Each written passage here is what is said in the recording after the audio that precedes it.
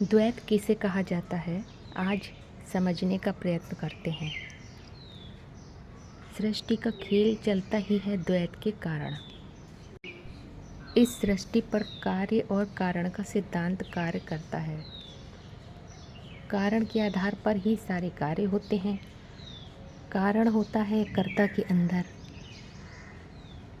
लेकिन खास बात ये होती है समझने की कि कारण रूपी कर्ता चैतन्य होता है और कार्य जड़। तो जड़ और चेतन से मिलकर ये सृष्टि बनी हुई है। अधोमुखी मन की अवस्था में तो ऐसा समझते थे कि द्वैत होता है अच्छे और बुरे का, काले और गोरे का, लाभ और हानि का। उस स्तर पर एक ही सिक्के के दो पहलू को द्वैत समझते थे, जबकि ये तो एक ही ऑब्जेक्ट के दोनों पक्ष हैं। लेकिन ज्ञान के आधार पर जब बुद्धि सूक्ष्म होती है, मन अंदर की ओर मुड़ता है, अपने सत्य में केंद्रित होता है, तो उस अद्वैत के केंद्र से द्वैत स्पष्ट दिखाई देता है। जैसे हम नीचे की सीढ़ियों में खड़े हैं तो हमें ऊपर का कुछ नहीं दिखाई देता, लेकिन अगर हम सबसे ऊपर की सीढ़ी पर हैं तो नीचे का सब कुछ स्पष्ट दिखाई देता है। ऐसे ही जब हम अद्वैत के केंद्र में स्थापित हो जाते हैं, माना सत्य में टिक जाते हैं, तो जिस द्वैत में हम जी रहे थे वो हमें स्पष्ट दिखाई देता है।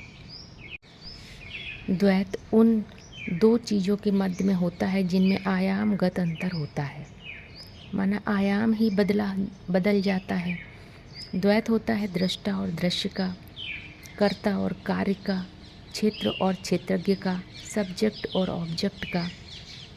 जैसे एक है कर्ता जो कार्य को करने वाला है, दूसरा हो गया उसका कार्य कर्ता जिसके अंदर कारण होता है और उसका कार्य। ये दोनों एक दूसरे के पूरक हैं।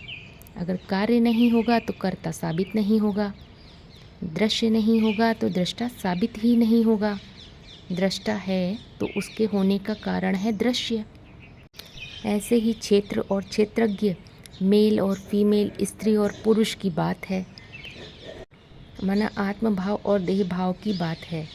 आत्मभाव है तो वो देह के द्वारा ही प्रत्यक्ष होता है। तो द्वैत का एक सर्किल होता है, उसमें एक तो केंद्र पर होता है और दूसरा परिधि पर। अद्वैत के केंद्र से ही समझ में आता है कि ड्रामा के अंदर सर्किल में जीवात्माएं बंधायमान होती हैं, क्योंकि द्वैत में फंसे हुए हैं। कैसा द्वैत? दृष्टा और दृश्य का द्वैत, कर्ता और कर्म का द्वैत, हीरो और विलेन का द्वैत, राम और रावण का द्वैत। द्वैत के दोनों सिरे एक दूसरे के पूरक होते हैं।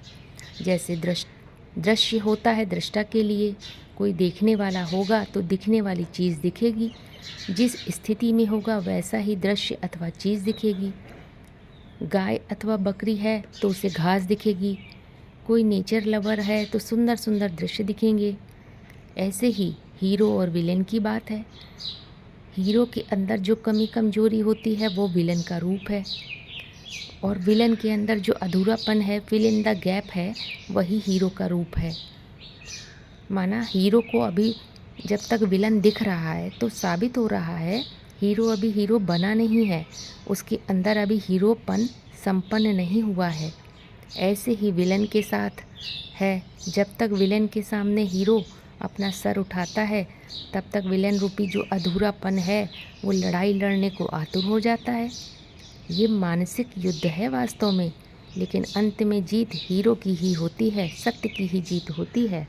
और जीत कब होगी? जब इस सर्किल से बाहर निकलेंगे, माना जब इन दोनों को देखने वाले बन जाएंगे। जैसे कुरुक्षेत्र के मैदान में अर्जुन युद्ध शुरू होने से पहले बीच में खड़ा हो गया था तो दोनों सेनाएं दिख रही थीं। ऐसे ही सर्किल के बाहर कब आ सकते हैं? जब पहले केंद्र पे आए। केंद्र माना कि मन बुद्धि केंद्रित हो जाए। किस बात पर?